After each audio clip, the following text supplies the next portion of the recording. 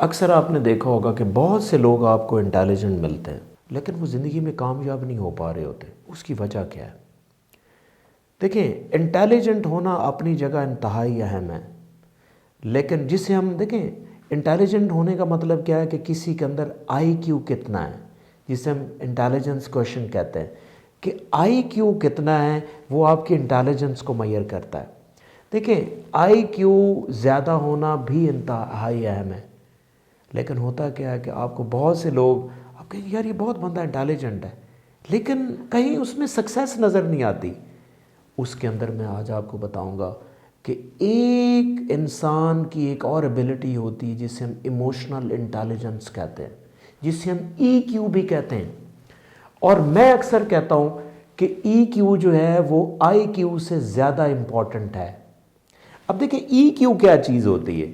देखिए ईक्यू सादा लफ्ज़ों में, अगर आपके पास ये एबिलिटी है कि अगर आप सिचुएशन के मुताबिक यानी कि आंसर देने के लिए किस जगह पे किस तरह किस बंदे के साथ किस तरह बात करते हैं कि वो बंदा आपसे सेटिस्फाई हो, इस एबिलिटी को हम इमोशनल इंटेलिजेंस कहते हैं या इसको ईक्यू भी कहते हैं।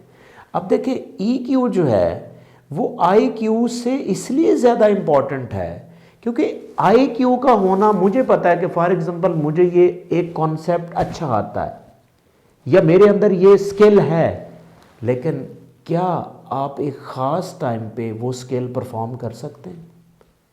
अगर आप नहीं कर सकते तो इसका मतलब है कि आप में ईक्यू नहीं है, और आईक्यू है लेकिन उस टाइम आपका आईक्यू नहीं चला, फिर उस आईक्यू का भी कोई फ़ायदा नहीं है।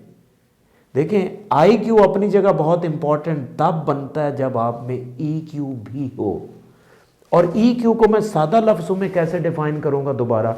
देखिए, ईक्यू इंसान की वो एबिलिटी होती है जिसमें आप हर तरह की सिचुएशन में, यानी कि स्ट्रेसफुल से स्ट्रेसफुल सिचुएशन भी आपके पास आती है, आप उसको मैनेज कैसे करते हैं, आप उसको टेक ऑन कैसे करते हैं, आप उसमें से सल्यूशन कैसे निकालते हैं।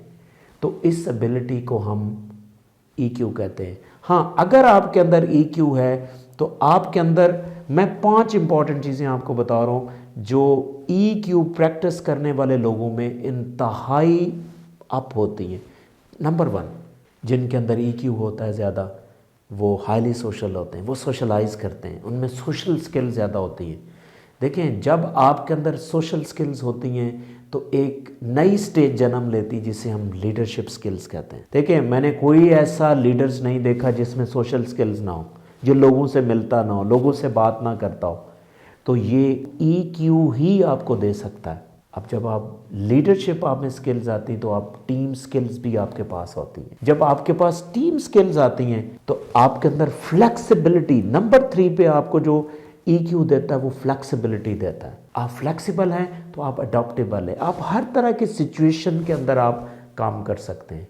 इसी तरह आप अपने रिलेशनशिप को मैनेज सही तरह कर सकते हैं। देखें कैसे, फ़र्ज़ करें आपके अंदर एक एबिलिटी है कि आप सिंपथाइज कर सकते हैं, किसी के साथ सिंपथी कर सकते हैं, तो आप कोई रिलेशनशिप बचा सकते हैं।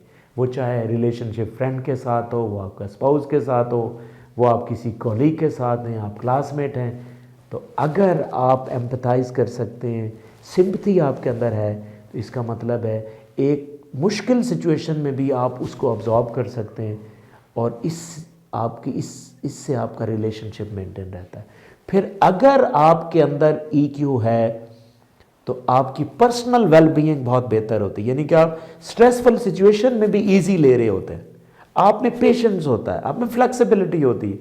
तो इसकी वजह से क्या होता है कि जिनके अंदर हाई लेवल ऑफ ईक्यू होता है, they are very relax people, they are even in the stressful situation they are relax, they are humble, और आप आराम से काम कर रहे होते हैं। क्योंकि स्ट्रेस वाली सिचुएशन में अगर आपने स्ट्रेस को कोप नहीं किया तो आपसे कोई डिसीजन भी सही नहीं होगा। तो ये 5 इंपॉर्टेंट चीज़ें ऐसी हैं जो ईक्यू प्रैक्टिस करने से आपके अंदर आती हैं। हाँ, ईक्यू इसलिए इम्पॉर्टेंट है, अगर आपके अंदर ईक्यू नहीं है, आप हाईली इंटेलिजेंट भी हैं, हो सकता है कि आप एक स्ट्रेसफुल सिचुएशन में आप फेल हो जाए। तो इसलिए ईक्यू के ऊपर फोकस करें और EQ में मैंने आपको जो 5 इंपॉर्टेंट चीज़ें बताई हैं, अगर आप ये लेना चाहते हैं, हाँ, अगला क्वेश्चन आपका ये होगा, ये चीज़ें हम EQ कैसे बेहतर करें। देखें, EQ को बेहतर करने के लिए मैंने 21st सेंचुरी में जो सबसे इंपॉर्टेंट स्किल देखी है या अप्रोच देखी है, वो न्यूरो लिंग्विस्टिक प्रोग्रामिंग है। यानी कम्युनिकेशन का जो आर्ट है, जिसे हम NLP भी कहते हैं, this is the best approach to increase EQ। Thank you.